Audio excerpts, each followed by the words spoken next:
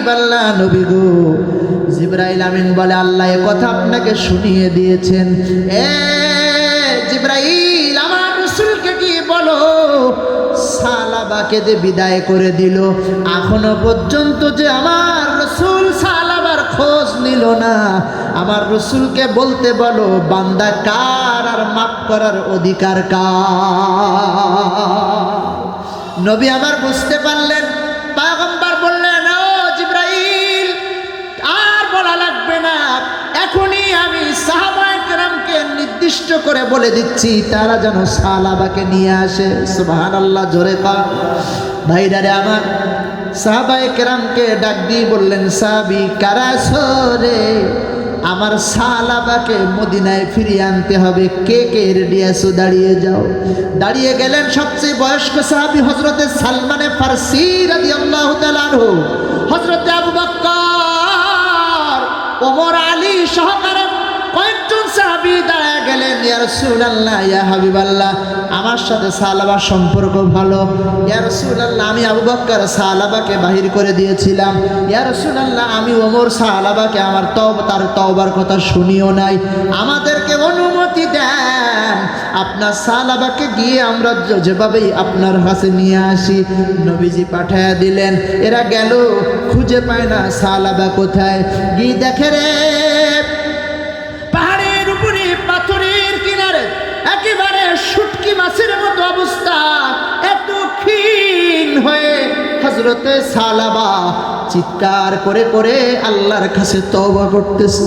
আল্লাহর কাছে বারবার করে বলতেছেন মালিক, এ রব গুনাহ করে ফেলেছি, ও রব এত গুনাহ আর কেউ কোনোদিন করে নাই।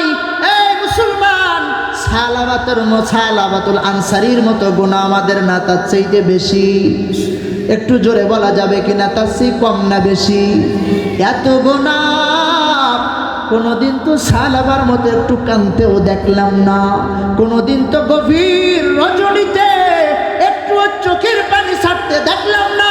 কোনোদিন তো চোখের পানি ছেড়ে মাহফিলের মোনাজাতে দেখলাম না। সবাই চোখে পানি ফেলায়, তোমার আমার চোখে পানি নাই। তাইলে বোঝা গেল ভিতর শক্ত হয়ে গেছে, গুনাহ করতে করতে জং হয়ে গেছে। এই জং ছাড়ানোর দরকার, কথা ঠিক কিনা? তওবা করে আবার তওবা ভাঙ্গিলাম, অবশেষে খাঁটি তওবা করিলাম। এ জীবনে না করিলাম বন্দেগী, গুনাহ করে কাটাইলাম জিন্দেগি, গুনাহ করে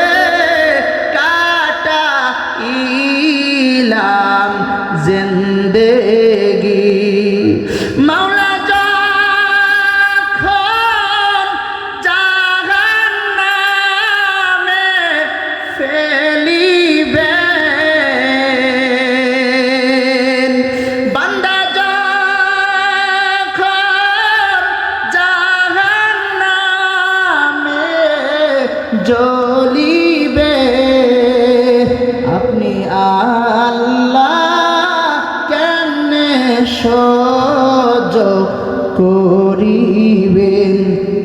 আদর করিয়া মানুষ আল্লাহ বানায়া, আল্লাহু আকবার।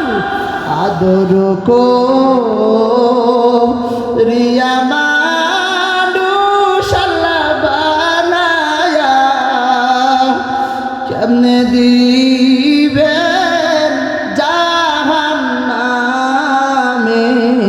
ফেলিয়া, কেমনে দিবেন জাহান্নামে ফেলিয়া। সাহাবায়ে কেরাম সালাবাতুল আনসারীকে ডাকলেন, কয় ভাই না আর কোনোদিন মদিনায় যাব না। আবু বকর দাঁড়ালো, ওমর দাঁড়ালো, আলী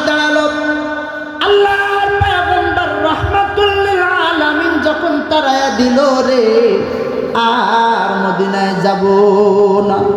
আবু বকর বলে সালাবা, নবীজি নিজে আমাদেরকে পাঠায় দিতে, চল যাই। আল্লাহ জিব্রাইলকে পাঠায় দিতে, চল যাই। হযরত সালাবা এরপরও কান্দার বলে না, আল্লাহ যত সময় আমাকে যতক্ষণ পর্যন্ত মাপের ঘোষণা কানে শোনাবে না আমি যাব না। আল্লাহু আকবার বলেন। আমার মতো নাফরমান রে আল্লাহ কেমনে মাফ করে না করে আমি না দেখে যাব না। সাহাবাকে আনতেই পারে না, বুঝাইয়া শুনাইয়া সাহাবায়ে কেরাম সাহাবাকে নিয়ে মদিনায় আসলেন। এমন সময়, যেই সময়টা ফজরের জামাত চলতেছে মসজিদে নববীতে, আল্লাহর পয়গম্বর ইমামতি করতেছিলেন, সাহাবায়ে কেরাম নামাজে দাঁড়িয়ে আছেন। সাহাবাকে নিয়ে তারা আসলেন মসজিদের ভিতরে, শেষ কাতারে দাঁড়ালেন। আল্লাহর পয়গম্বর কুরআনুল কারীম থেকে তেলাওয়াত করতেছিলেন। আল্লাহর রাসূল আলহাকুমুত তাকাসুর ইযা যুলজিলাতিল আরদু জিলজালাহা ওয়া আখরাজাতিল আরদু আথকালাহা ওয়া ক্বালাল ইনসানু মা লাহা।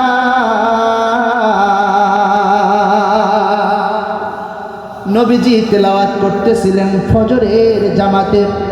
হঠাৎ পিছন দিক থেকে একটা চিৎকার শোনা গেল। সাহাবায়ে কেরাম নামাজ শেষ করলেন, নবীজি সালাম ফিরানোর পরে পিছনে এসে দেখলেন চিৎকার দিয়েছে আর কেউ না।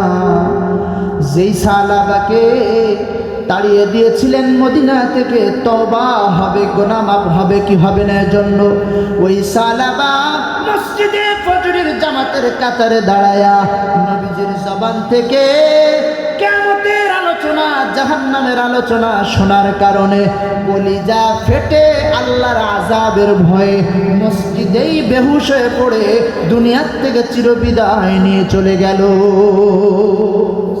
ও মুসলমান, এর নাম তওবা। বলেন এর নাম কি? এর নাম ইস্তিগফার।